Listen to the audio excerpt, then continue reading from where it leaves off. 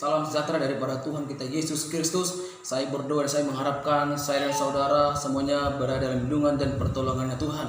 Baik saudara-saudaraku yang saya kasih dalam Tuhan Yesus Kristus, sore hari ini saya akan menyampaikan satu renungan firman Tuhan yang jagalah hatimu dengan segala kewaspadaan, karena dari situlah terpancar kehidupan. Dan dengan tema renungan kita saat sore hari ini adalah Your Success is determined by your heart. Kesuksesanmu ditentukan oleh hatimu. Mengapa? Karena hati kita sering bermasalah. Karena sebenarnya yang menentukan itu hati kita lah yang menentukan kita mau berhasil atau tidaknya ke depan. Mengapa penting menjaga hati? Yang pertama, karena hati kita adalah sumber masalah. Semua sumber masalah berasal dari hati. Itulah makanya Raja Salomo mengingatkan untuk menjaga hati dengan seksama, dengan waspada. Karena isi dari situlah terpancar kehidupan kita. Nah, yang pertama, karena hati adalah sumber masalah. Masalah yang paling umum adalah pertama masalah keluarga, masalah hubungan, keuangan, pekerjaan.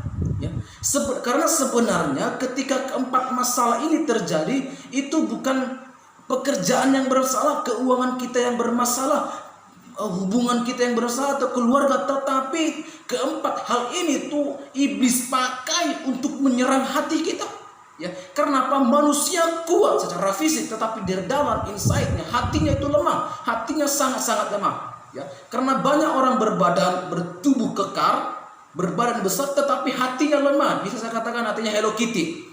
Ya, bisa katakan hatinya Hello Kitty. Itulah makanya Allah berfirman memerintahkan Yosua supaya apa? Supaya Yosua menguatkan hatinya. Dalam Yosua pasal 1 ayat 9, kuatkan dan teguhkanlah hatimu. Kenapa? Karena Allah tahu untuk memimpin bangsa Israel tidaklah mudah. Kenapa? Bangsa Israel bangsa yang tegar tengkuk. Yang kedua, karena hati kita awal dari segala sesuatunya. Kita mau berbuat jahat, asalnya dari sini. Kita mau berbuat zina, semuanya berasal dari hati. Makanya ketika kita bisa mengontrol hati, maka semua tidak akan timbul masalah. Ya, semua tidak akan timbul masalah. Makanya dalam Ulangan pasal 8 ayat 2, ketika bangsa Israel juga di padang gurun, Tuhan menghukum mereka karena mereka bersungut tidak bersyukur, tidak berterima kasih kepada Tuhan. Mereka bersungut-sungut, kita hanya makan mana, roti kering dan lain sebagainya. Padahal sebenarnya itu adalah mujizat yang daripada Tuhan.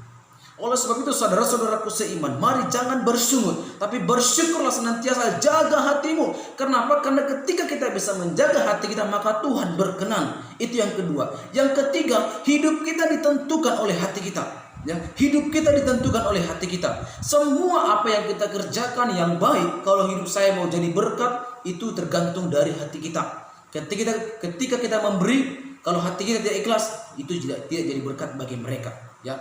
Hati kita adalah pusat dari segala. Yang keempat, hati kita adalah dasar atau wujud dari karakter kita yang sebenarnya.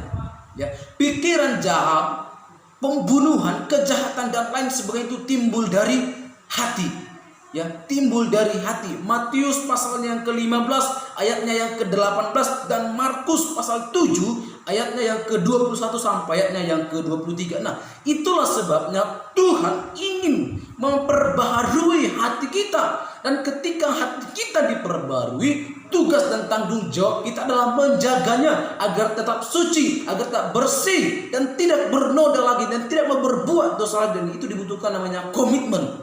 Ya, karena apa? Mazmur pasalnya yang ke-25 mencatat bahwa siapa yang boleh naik ke gunungnya Tuhan, yaitu hanyalah orang-orang yang kudus, yang bersih hatinya. Ya. Di zaman sekarang ini, musuh terbesar bukanlah iblis, tetapi musuh yang paling terbesar adalah hati kita sendiri. Oleh sebab itu sangat penting sekali bagi saya dan saudara untuk menjaga hati. Oleh sebab itu saat sore hari ini saya menghimbau dan saya menyarankan agar kita selalu berkomitmen menjaga hati kita, agar hati kita jangan sampai direbut iblis, agar hati kita jangan sampai diculik iblis, sehingga hidup kita kacau balau, sehingga masa depan pun tidak terarahkan lagi. Karena hati kita sudah terlebih dahulu lemah dan dikuasai oleh iblis, sehingga apa yang kita lakukan, apa yang kita kerjakan semuanya berantakan. Oleh sebab itu, sebelum saya mengakhiri renungan singkat saat sore hari ini, jaga hatimu dan jaga hatimu dengan waspada, dengan berdoa kepada Tuhan, berseru kepada Tuhan, mengandalkan Tuhan selalu. Amin. Jaga hatimu setiap waktu dengan waspada. Shalom, Tuhan Yesus memberkati.